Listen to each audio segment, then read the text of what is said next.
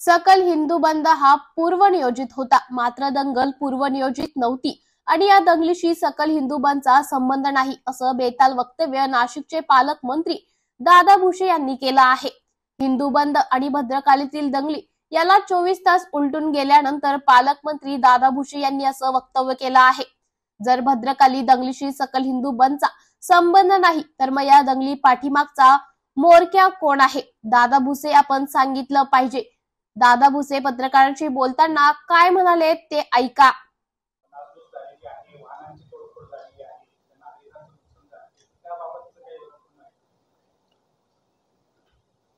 ज्यांचा काही संबंध नाही, निष्पाप लोकांचं हे जे काही नुकसान झालंय त्याचे पंचनामे करण्याची पण सूचना करण्यात आलेली आहे.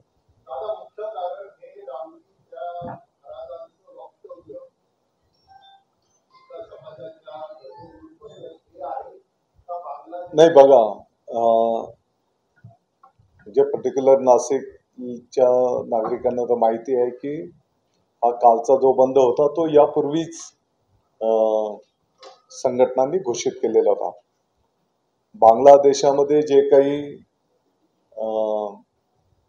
हिंदूंवर अन्याय अत्याचार होत आहे त्याच्या निषेधार्थ हा बंद होता कालचा.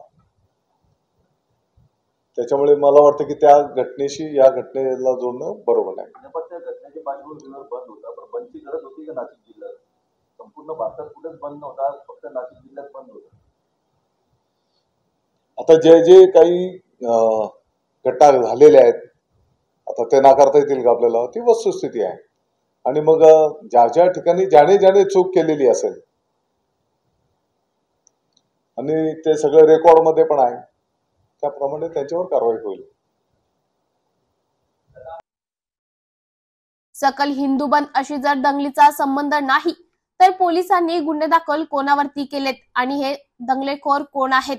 नाशिक पोलीस आयुक्त संदीप कर्णिक यांनी स्पष्ट करावे. पालकमंत्री दादा भुसे यांनी दंगलीत जखमी झालेल्या पोलिसांची पाहणी केली, त्यांचं मनोधैर्य वाढवलं, पोलिसांचं दंगल आटोक्यात आणली म्हणून अभिनंदनही केलं. मग दादा भुसे आपण पोलिसांना विचारायला पाहिजे की ही दंगल कोणी घडवली, कशी घडवली, का घडवली?